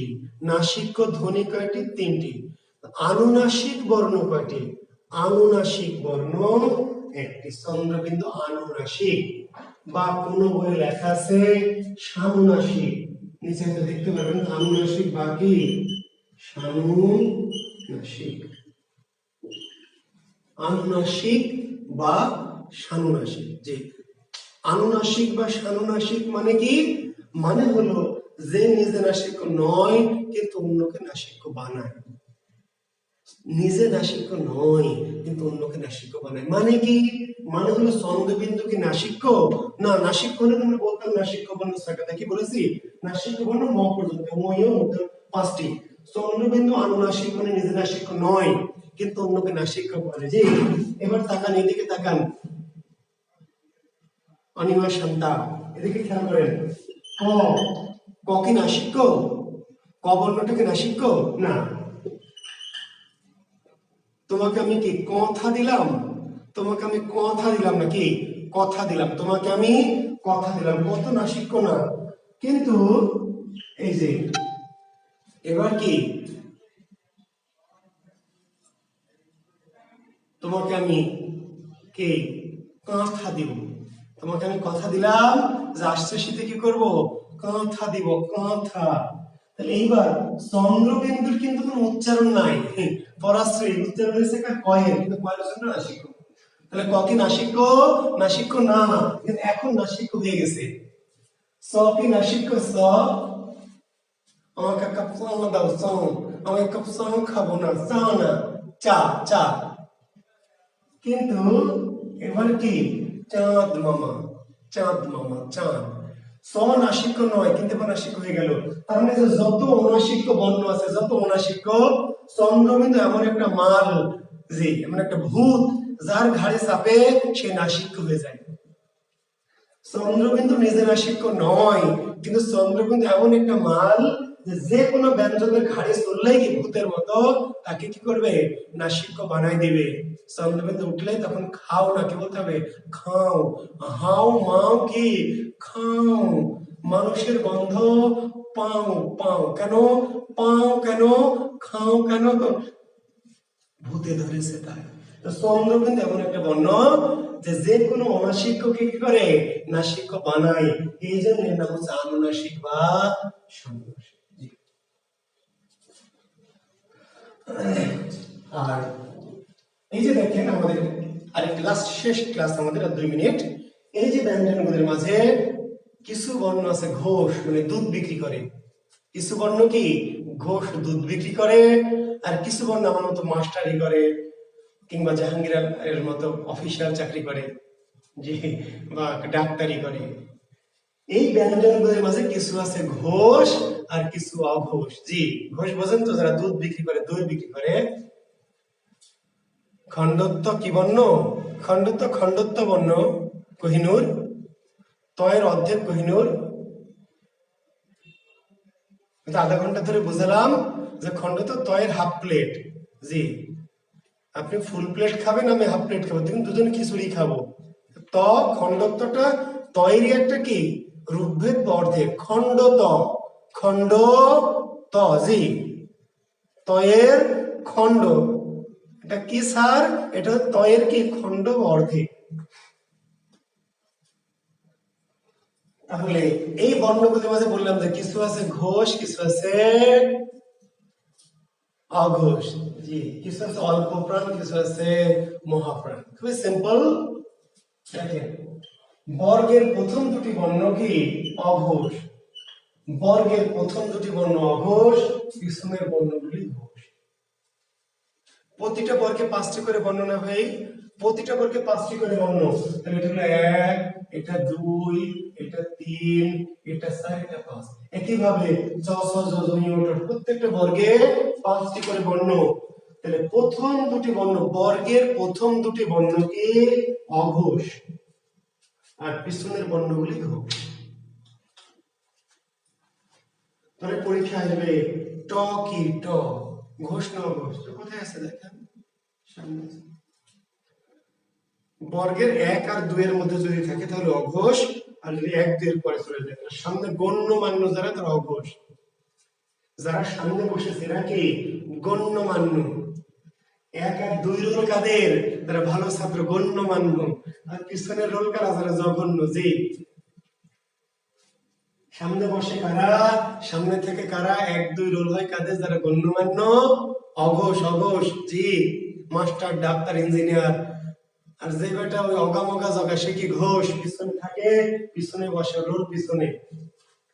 তাহলে যদি বলে ড কি ড, তাহলে দেখবেন কত নম্বর আছে? 1 2 3। তো পরীক্ষার হলে কি এরকম সব করে দেওয়া থাকবে? পরীক্ষার হলে কি সব দেওয়া থাকবে? তাহলে কি করবেন? তাহলে পরীক্ষার বর্ণটা দেওয়া থাকবে, আঙ্গুলে গুনে নেবেন। দ কি দ, ত থ দ, 3 ঘোষ। 1 2 1 2 অঘোষ।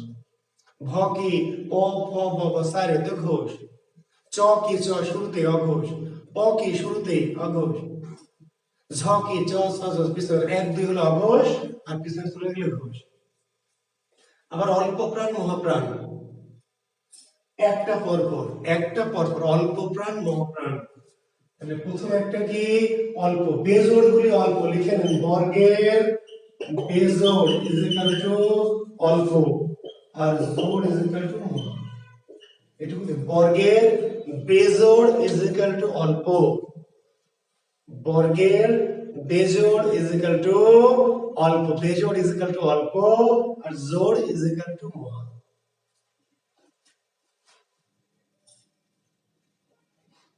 তাহলে 1 3 5 যারা বর্গের 1 এ আছে, 3 এ আছে, 5 এ আছে, এটা হচ্ছে অল্প প্রাণ, আর 2 4 এ আছে মহাপ্রাণ। দেখবেন 36 37 বিসিএস এর দিকে একটা কোশ্চেন এসেছিল, 36 37 32। কোন ধ্বনি মহাপ্রাণ? কোন ধ্বনি মহাপ্রাণ? দ্বিতীয় আর চতুর্থ। বর্গের দ্বিতীয় আর কি, দ্বিতীয় আর চতুর্থ হলো মহাপ্রাণ, আর প্রথম তৃতীয় পঞ্চম অল্প প্রাণ। আমরা বলি বর্গের বেজোড় হচ্ছে অল্প, আর জোড় মহা। তাহলে কি করবেন? পরীক্ষা যখন আসবে ঠ কি ঠ ঠ, তখন এই যে দেখবেন ভাই সব তো ওখানে প্রশ্ন দেওয়া থাকবে না, আঙ্গুলে গুনবেন ড ঠ, তাহলে 2 এ জোড়, তাহলে মহা। দ কি দ, তাহলে ত থ দ, 3 এ বেজোড়, তাহলে অল্প। এই যে বর্গে 5টি বর্ণ, এই বর্ণের যারা জোড়ে আছে তারা মহা, আর বেজোড়ে থাকলে অল্প। ক্লিয়ার? জি, ক্লিয়ার। তো কিন্তু পরীক্ষা আসবে ক ইজ ইকুয়াল টু হোয়াট, ক ইজ ইকুয়াল টু হোয়াট। অঘোষ অল্প। জি, দুটো একসাথে। ক কি অঘোষ আর পরিণাম দেখতে অল্প, তাহলে ক হচ্ছে অঘোষ অল্প। ক ইজ ইকুয়াল টু তাহলে ক অঘোষ না, একই আছে অঘোষ আর বেজোড়ে আছে তাহলে অল্প। তাহলে ক ইজ ইকুয়াল টু কি, অঘোষ অল্প প্রাণ। অঘোষ কি, অল্প প্রাণ। ক ইজ ইকুয়াল টু অঘোষ অল্প প্রাণ। তাহলে চ কি, চ কি অঘোষ অল্প প্রাণ। ট কি অঘোষ অল্প প্রাণ। ত কি অঘোষ অল্প প্রাণ। প কি, তাহলে ক ছোট ত প কি অঘোষ অল্প প্রাণ। ক ছোট ত প, খ ছোট ত ফ কি, খ ছোট ত ফ। ঘোষ না অঘোষ, সামনে আছে অঘোষ কিন্তু জোরে আছে তাহলে মহা। তাহলে খ ছোট ত ফ এর নাম কি, অঘোষ কিন্তু কি মহা। ক ছোট ত প অঘোষ অল্প, অঘোষ কিন্তু অল্প। আর খ ছোট ত ফ এর নাম কি, অঘোষ কিন্তু মহা, জোরে যে আছে মহা। এক দুই থাকলে অঘোষ, এক দুই থাকলে অঘোষ কিন্তু একে আছে তাহলে অল্প, দুই আছে মহা। তাহলে ক ছোট ত প অঘোষ অল্প, খ ছোট ত প অঘোষ মহা। গ জড় দেব কি, তিনে চলে গেছে ঘোষ, ঘোষ কিন্তু বেজরে আছে তাহলে ঘোষ অল্প। গ জড় দেব ঘোষ কিন্তু বেজরে আছে অল্প।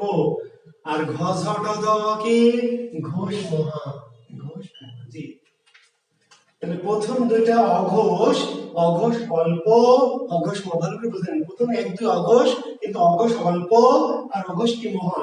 তারপরে ঘোষ, ঘোষ অল্প, ঘোষ মহা। আর এই 5 নম্বর তো নাসিক্য, নাসিক্য। তো নাসিক্য পণ্যগুলি যদি জিজ্ঞেস করে ঘোষ না অঘোষ, বলবেন ঘোষ, পিছনে আছে তাহলে ঘোষ। অল্প না মহা, তাহলে 5 এ আছে অল্প। জি, এই বর্ণগুলির পরিচয় মূলত এর নাসিক্য, মূলত কি নাসিক্য। নাসিক্য বর্ণগুলি যদি বলে ঘোষ না অঘোষ, সামনে না পিছনে, পিছনে তাহলে ঘোষ। অল্প না মহা, তাহলে 5 এ আছে বেজোড়ে তাহলে অল্প। আগামী দিন পরীক্ষা, আগামী দিন পরীক্ষা কোন বিষয়ের উপর, এই যে আজকের যে পর্যন্ত পড়ালাম। জি শিক্ষার্থী বন্ধুরা, আজকে শনিবার, তাহলে সোমবারে আপনাদের পরীক্ষা হবে একটা 20 নম্বরের গুগল ফর্মে, পরীক্ষাটা হবে গুগল ফর্মে। তো আগে পরীক্ষা নাম, তাহলে সোমবারে 7টায় ক্লাস না আমাদের। জি, তাহলে সোমবার 7:30 আমাদের ক্লাস, তাহলে পরীক্ষা কখন, 9টায়। জি, সোমবার 7:30 থেকে যথারীতি ক্লাস শুরু হবে। আমরা ক্লাস তো করবই, করে 9টায় গিয়ে আমি ক্লাস শেষ করে দেব, দিয়ে তখন আমি কোশ্চেনটা আমাদের গ্রুপে ছেড়ে দিব, আপনারা পরীক্ষা দিবেন। ঠিক আছে না? ঠিক আছে সুইটি রহমান, আমিও সরি, হ্যাঁ সমস্যা নেই।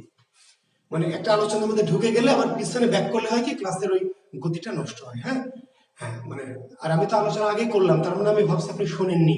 ঠিক আছে, আমি ভেবেছি আপনি শোনেননি। নেটওয়ার্কের প্রবলেম হলে ক্লাস শেষে আরেকবার দেখে নেবেন। ঠিক আছে, ভিডিওতে কিন্তু সমস্যা হয় না, লাইভ ক্লাসে নেটের প্রবলেম হয়, কিন্তু ভিডিও যখন দেখবেন তখন এর প্রবলেমটা থাকবে না। ঠিক আছে, আচ্ছা আমি দুঃখিত, আমিও আপনাকে বিষয় অগামগা জগা বলে ফেলেছি, এটা ঠিক হয়নি, আচ্ছা সরি।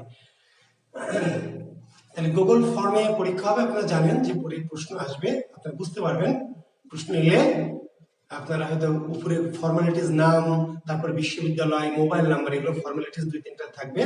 তারপরে আপনাদের প্রশ্ন চলে আসবে, অপশনে গিয়ে আপনাদের টাচ করতে হবে, যেটা উত্তর সেখানে টাচ করলে অটো অ্যান্সার হয়ে যাবে। ঠিক আছে, জি, একটা পরীক্ষা দিলে বুঝে যাবেন গুগল ফর্মে পরীক্ষা হবে।